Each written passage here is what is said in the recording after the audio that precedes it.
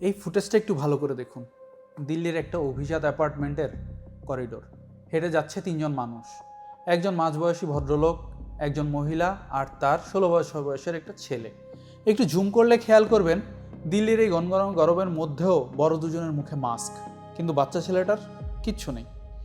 এর থেকে অদ্ভুত ব্যাপার কি জানেন? বিল্ডিংয়ে ঢোকার সময় তাদের পরনে যে জামাকাপড়গুলো ছিল সেগুলো 2.5 ঘন্টার ব্যবধানে পুরোপুরি বদলে গেছে। শুধু বদলায়নি 16 বছর ছেলেটার পোশাক, তার গায়ের তখনও সেই একই রঙের নীল রঙের টি শার্ট পরা। ভিডিওর শুরুতেই এই ফুটেজটা দেখানোর একটা বড় কারণ আছে। কেসটা যত এগোবে আপনি বুঝতে পারবেন পুলিশের কাছে এই নীল টি শার্টটি হয়ে দাঁড়াবে এক অন্ধকার গোলকধাঁধার একমাত্র চাবিকাঠি। আসসালামু আলাইকুম, আমি প্রিয়ম, আপনাদের স্বাগত জানাই আজকের নতুন এপিসোডে। আমরা প্রতিদিন কত মানুষের সাথেই তো মিশি, তাই না? পাশের বাড়ির কাকু, দোকানদার, আমার বন্ধু, আপনাদের বন্ধু, সবাই সাধারণভাবে মেলামেশা করে। কিন্তু এই সাধারণভাবে মেলামেশার মধ্যেও কিছু মানুষের পেছনে লুকিয়ে থাকে ভয়ঙ্কর কিছু চেহারা, যারা সুযোগ পেলেই ভয়ঙ্করভাবে ছোবল মারতে পারে। আজ আপনাদের এমন একটা সাইকোলজিক্যাল কেসে নিয়ে যাব, যার প্রতিটি অধ্যায় আপনাদের শিউরে উঠতে বাধ্য করবে। তবে মূল ঘটনায় যাওয়ার আগে ছোট্ট একটা অনুরোধ। আমাদের এই চ্যানেলটি যদিও নতুন, আপনারা যদি ভিডিওটি ভালো লাগে তবে চ্যানেলটিকে সাবস্ক্রাইব করে নেবেন, যাতে আমরা আরও ইন্সপায়ার্ড হই আপনাদের কাছে সুন্দর সুন্দর কেস তুলে ধরার জন্য। চলুন শুরু করা যাক the locked in murder case. দিল্লির দুপুরের কড়া রোদ। দিনটা ছিল 4 জুন 2026। আজ থেকে মাত্র কয়েকদিন আগের কথা। দিল্লির আকাশে তখন গনগনে রোদ। ঠিক এরকমই এক দুপুরে দিল্লির বসুন্ধরা এনক্লোভ সত্যপ অ্যাপার্টমেন্টের একটা ফ্ল্যাটে ক্রমাগত ফোন বেজে চলেছে।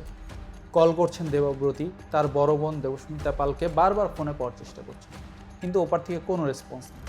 দেবস্মিতা দিল্লি ইউনিভার্সিটি শিবাজি কলেজের ইংরেজি অ্যাসিস্ট্যান্ট প্রফেসর, অত্যন্ত সফল, দক্ষ, স্বাধীন এবং ফ্যামিলির সাথে কানেক্টেড একজন মানুষ। তার এই নীরবতা তার বড় বোন দেবব্রতীকে চিন্তায় ফেলে দেয়। অস্থির হয়ে দেবব্রতী সোজা চলে আসলেন সত্যম অ্যাপার্টমেন্টে, কিন্তু দিদির ফ্ল্যাটের সামনে পৌঁছাতেই তার বুকটা ছ্যাদ করে ওঠে। মেইন দরজার সামনেই ঝুলছে বড় এক তালা। ভোরবেলা, নক করা, নাম ধরে ডাকাডাকি, কোনো কিছুতেই কোনো সারা শব্দ নেই। প্রতিবেশীদের সাহায্যে তখন দরজা ভাঙা হলো। তখন ভেতরের দৃশ্যটা দেখার জন্য কেউই প্রস্তুত ছিল না। মেঝেতে ছোপ ছোপ রক্তের দাগ, আর ঘরের এক কোনায় পড়ে আছে দেবস্মিতার নিথর দেহ। মাথায় গভীর ক্ষত, 2 হাত কবজিতে মারাত্মকভাবে কাটার দাগ। একটা জিনিস পরিষ্কারই ছিল, এখানে কিছুক্ষণ আগে ঘটে গেছে এক নৃশংস নির্মম পরিবেশ।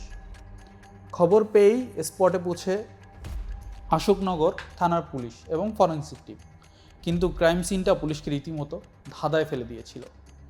দরজা জানলা ভাঙার কোনো চিহ্ন নেই, আলমারি পারফেক্টলি লকড, গয়না বা টাকা কিচ্ছু চুরি হয়নি, অথচ মার্ডারের মোটিভ লুটপাট নয়। ঠিক তখনই ইনভেস্টিগেশন অফিসারের নজর যায় ড্রয়িং রুমে রাখা ওই টেবিলের গ্লাসের দিকে। সেখানে সুন্দর করে সাজানো জলের গ্লাস। পুলিশ বুঝে যায় খুনি বাইরের কেউ নয়, দেবস্মিতা নিজেই তাকে ঘরে বসিয়ে জল খেতে দিয়েছিল। অত্যন্ত পরিচিত এবং বিশ্বস্ত কেউ। প্রাথমিকভাবে পুলিশের সন্দেহ যায় দেবস্মিতার এক্স হাজব্যান্ডের দিকে। 2022 সাল থেকে তাদের ডিভোর্সের কেস চলছিল, কিন্তু তদন্তে জানা যায় ঘটনার দিন তিনি ব্যাঙ্গালোরে ছিলেন। তার অ্যালিবাই ছিল সলিড। তদন্ত যখন প্রায় ডেড এন্ডে, তখন পুলিশ সিদ্ধান্ত নেয় সত্যম অ্যাপার্টমেন্টের সব সিসিটিভি ফুটেজগুলো চেক করার। প্রায় 200টি ক্যামেরা, সবগুলো ফুটেজ তন্ন তন্ন করে খোঁজে পুলিশ। শেষ পর্যন্ত পুলিশের চোখ আটকে যায় একটা ফ্যামিলির উপরে। ওই যে ভিডিও শুরুতে বলেছিলাম, একজন পুরুষ, একজন মহিলা আর একটা বাচ্চা ছেলে, 2.5 ঘন্টার মধ্যে জামাকাপড় বদলে ফেলা আর দিল্লির গরমে মাস্ক পরে থাকা পুলিশের সন্দেহকে বিশ্বাসে পরিণত করে। আর তাদের কালঘাম ছুটিয়ে দেওয়া এই তদন্তে আশার আলো হয়ে দাঁড়ায় ওই 16 বছর ছেলেটির টি শার্ট আর তাদের মাস্কহীন মুখ।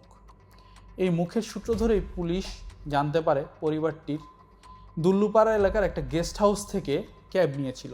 সেই গেস্ট হাউসেই মেলে তদন্তের সবচেয়ে বড় ক্লু। ক্রাইমটা নিখুঁত করার জন্য তারা ফেক আইডি ব্যবহার করেছিল, তাড়াহুড়োয় রেজিস্টারে একটা আসল নাম্বার মোবাইলের নাম্বার লিখে রেখেছিল, যেইটাই ছিল সবচেয়ে মারাত্মক ভুল। লোকেশন ট্র্যাক করে দেখা যায় দিল্লি থেকে পূর্ব এক্সপ্রেস করে তারা সোজা পালিয়েছিল পশ্চিমবঙ্গের বর্ধমানে।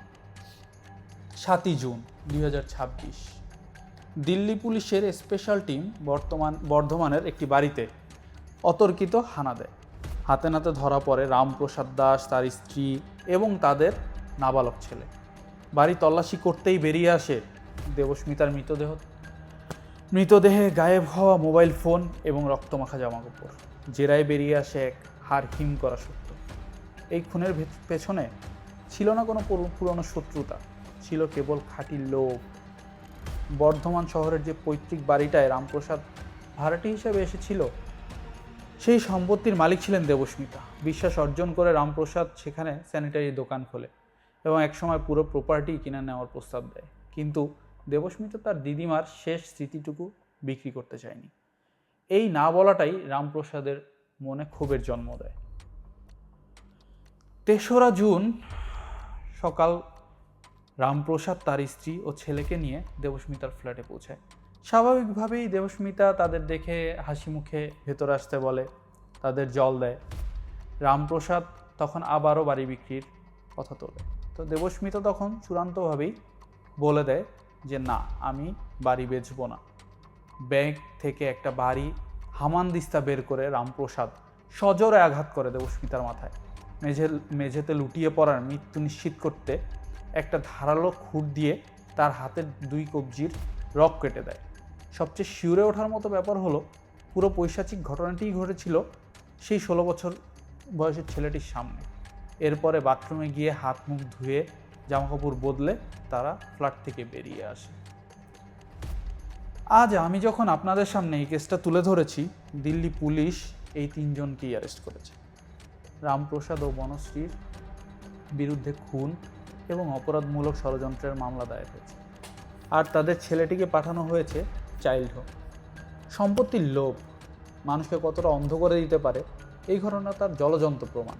তারা ভেবেছিল সব প্রমাণ মুছে দিয়েছে, কিন্তু ওই 16 বছরের ছেলের টি-শার্ট আর মোবাইল নম্বর তাসের ঘরের মতো ভেঙে দিয়েছে সব। সবচেয়ে বড় ট্র্যাজেডি কি জানেন? যে দিদিমার স্মৃতি আঁকড়ে ধরে দেবস্মিতা বাড়িটি বিক্রি করতে চাননি, আজ সেই দেবস্মিতা কেবল একটি স্মৃতি। এই কেসটা নিয়ে আপনাদের কি মতামত সেটা কমেন্ট বক্সে আমাদের অবশ্যই জানাবেন। যদি ভিডিওতে ইনফরমেটিভ লাগে তবে লাইক করবেন। আজকের মতো এখানেই শেষ করছি। দেখা হবে পরের ভিডিওতে নতুন কোনো রহস্য নিয়ে। ততক্ষণ পর্যন্ত সাবধানে থাকবেন, সতর্ক থাকবেন, কারণ বিপদ কখনো কখনো চেনা মানুষের মুখ নিয়ে আসতে পারে। ধন্যবাদ। আসসালামু আলাইকুম।